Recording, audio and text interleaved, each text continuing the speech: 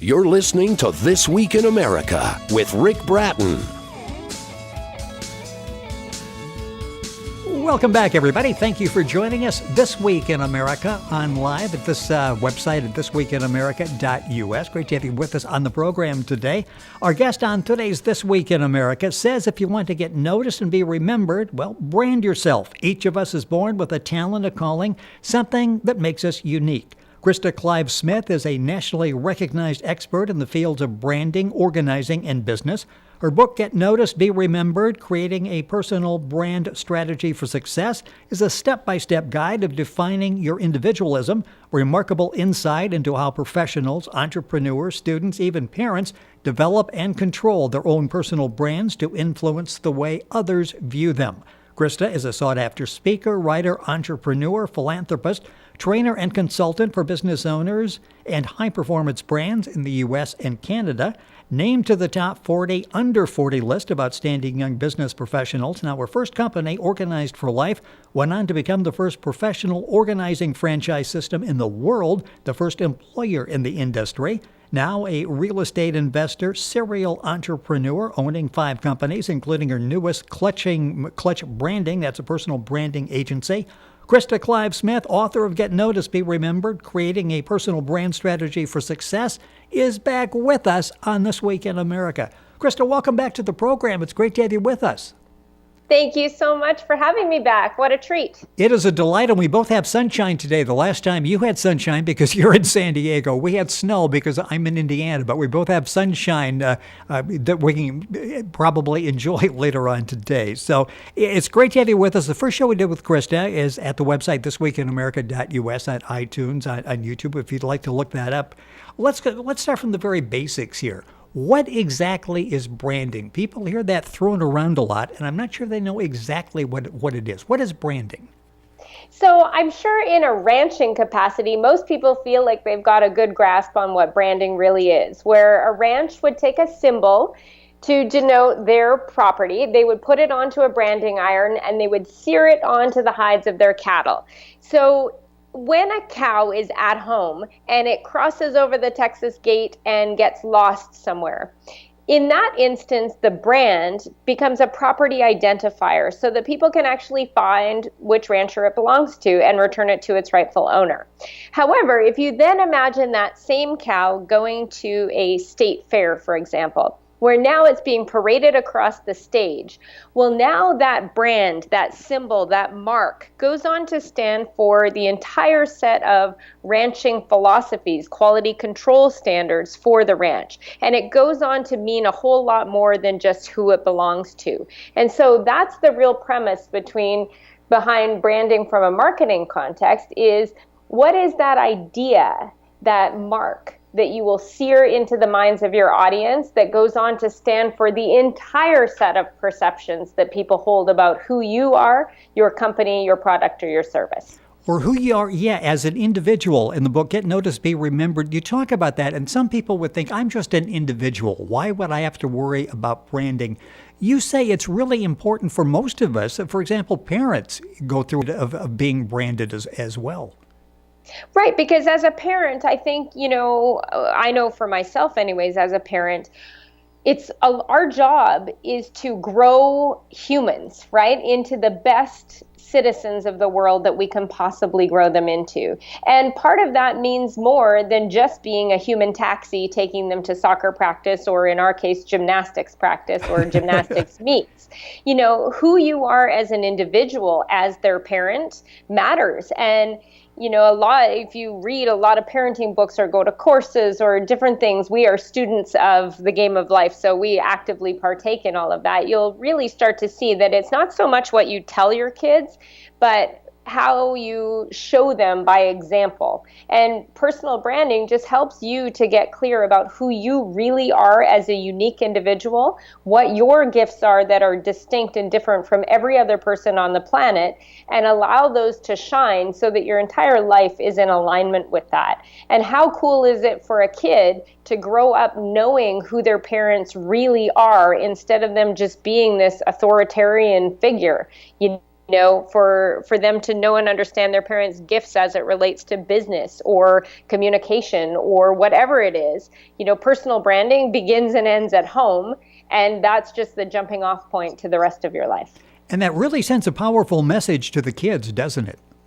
It does, because, all of a sudden, I think that there's this duality that we have with our kids where, all of a sudden, if they see, like for me with the book, for example, I just came home, I was speaking in Birmingham, Alabama, and when I'd gone to an office, it happened to be that when I walked in, on the TV screen in their office, they had a picture of the book cover and a picture of me and welcome VIP Krista Clive-Smith. And it turns out, you won't believe this, Rick, that there's a woman working in that office who walks by and sees the picture of the book cover and says to the head of the company, she says, "Oh, that's funny. I just bought that book on Amazon last week." And as it turned, to be able to come home and tell that story to the kids and have them see me as something other than just mom, to be able to see, oh, wow, like there's like a whole different set of, things that go on in this woman's life beyond us. I think it's a healthy way for your kids to know, and it doesn't have to just be about career. When I was a stay-at-home mom for those years when our child was super young, being able to do that and still have interests outside of that is part of that personal brand. So it isn't always just about career. It's about helping people to know who you really are. And your most authentic self. You break this down for us in the book, Get Noticed, Be Remembered. Krista Clive-Smith, our guest in the program. The book is available wherever books are sold. Her website is KristaClivesmith.com. Click on directly by going to our website, thisweekinamerica.us. You break it down, and if people are listening going, this sounds like an interesting concept, but I have no idea how to start. Well, if you get a copy of the book, Get Noticed, Be Remembered, you'll know exactly where to start. You've got 3 major elements. Talk about those, because you say these are non-negotiable. This is what the building block is of getting a personal brand. Yes, those 3 are clarity, consistency, and authenticity. So clarity, you have to be crystal clear about who you are and what you stand for.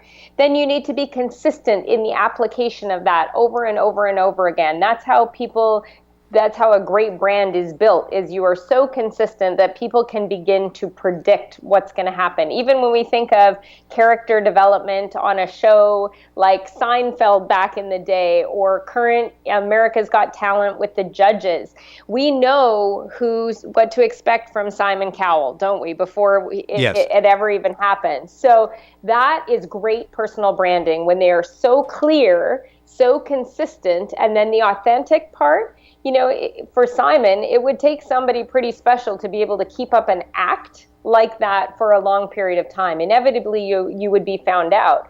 So, they're smart to allow him to just be all of who he is in that pure, authentic glory, because that's what creates a solid, memorable, polarized personal brand. Because you don't want your brand to be safe. You don't want it to cater to the masses. You want it to be polarizing. So Donald Trump would be an example. Simon Cowell would be an example. There are lots and lots of them where you either love them or you would take a pass.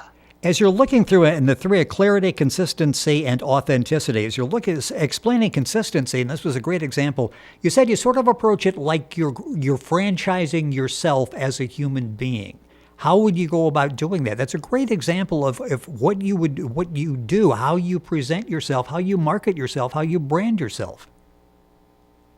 Right. And so I franchised my first company up in Canada, a professional organizing company, and personal branding is very much the same way. So for me, if you take wardrobe as an example, I own 5 pair of Hudson bootcut jeans. I own 5 pair of skinny jeans, and it doesn't matter what day of the week you see me, you're going to see me in a pair of jeans on the bottom with either heels, boots, or sandals, and then a jacket and a top. So for me, getting up every morning, other than when I'm going to the gym or going out socially, Krista Clive-Smith, our guest on the program. Her book is Get Noticed, Be Remembered, Creating a Personal Brand Strategy for Success. Her website is KristaClivesmith.com. Interesting, you talk about exploring your inner self and exploring your outer self. And something you also talk about that's so important, first impressions.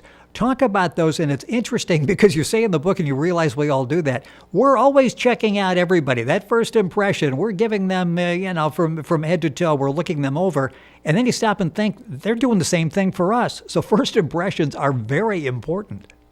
They are. And again, the most important thing is to have an authentic first impression. So if you're curating a look, like you see that a lot on Instagram and certain social media these days, where people are curating an experience, but then when they show up in person, it may not actually be where the rubber hits the road. It's not truly authentic. And so first impression is super important because it lays the foundation for the rest of your experience together in relationship with someone.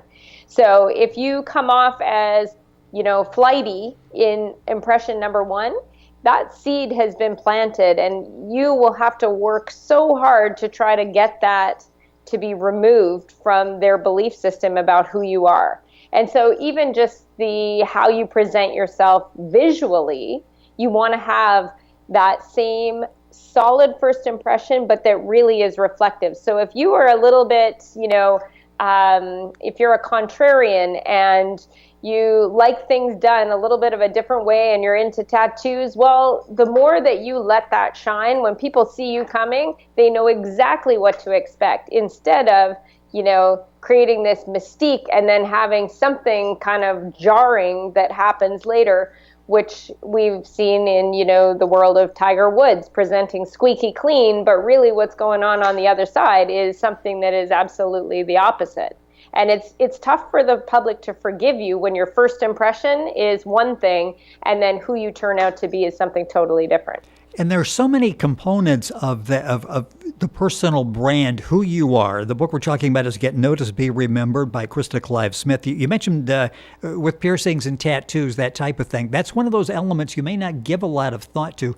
Talk about that and how that really plays into, again, perceptions of who we are and whether we like it or not, how we're perceived, what our branding is. Right, because, even the subject of tattoos, if you look at my nieces, for example, they have a tattoo on their wrist, which is a symbol that they created themselves to represent their love for my dad, who is now passed on, so their grandfather. So in that instance, the tattoo is not a signal of alternative in their eyes, and in the symbolism of it, it is a permanent ink tattoo that showcases their commitment to a man that was one of the greatest influences in their lives. Krista Clive-Smith, our guest on the program. The book is Get Noticed, Be Remembered. In talking about things and the outer person that you talk about, perfume and cologne, this is something that's amazing. Sometimes you walk into a room and you think they fell in a vat of English leather as they were coming into work that day. You may think that's not that important, but that really goes a long way to define who you are, doesn't it? It is. And so when we're doing great branding, we want to keep into consideration all five senses. And if you're wondering about this idea of scent marketing, just Google it. It's an entire industry in and of itself. There are many major players in the retail space. Many of you will know Abercrombie and Fitch, because that happens to be one of those vats of cologne kind of programs. Yes. Where if you're in a mall, you can smell the store long before you ever come near it. Shangri-La Hotels is another one that's done a much more subtle but a great job with scent marketing. And whenever you see that in the corporate brand setting and you drill it down and you apply it to the personal brand setting, it is, not just taking a look at the cologne or the perfume that you wear, which is part of your signature scent. You also want to be paying attention to the au naturel components of how your body shows up in terms of its the olfactory side of it. So, BO would be another classic example. Yes. Where it can define your personal brand in a very big way, whether you know it or not. Something that it's interesting, you talk about transportation. To use an example, you go in, you're interviewing with a gentleman for a job. The job happens to require you have to provide your own transportation. Interview goes, well, you're ready to leave. And he says, by the way, my car's in the shop. The shop is just a couple blocks down. Do you mind giving me a ride down there? And you're thinking, all of a sudden, your transportation becomes part of your branding at that point, doesn't it? And that's a very sneaky tactic that I have employed and others I know have employed on job interviews, so that you can kind of get to see, because who someone is in their quote unquote private spaces when they don't know that you are, perhaps going to, join in on that, that gives you a really strong indicator, because who you are when no one's watching is really who you are. So that's part of this program, is to be all of who you are, but to make that reflect who you really. So if this person is, in our case, applying for a job back in the day as a professional organizer, and the car looks like a bomb's hit it and it's a total disaster, and it's not just a one-day disaster, because you can see the difference, yes. Right?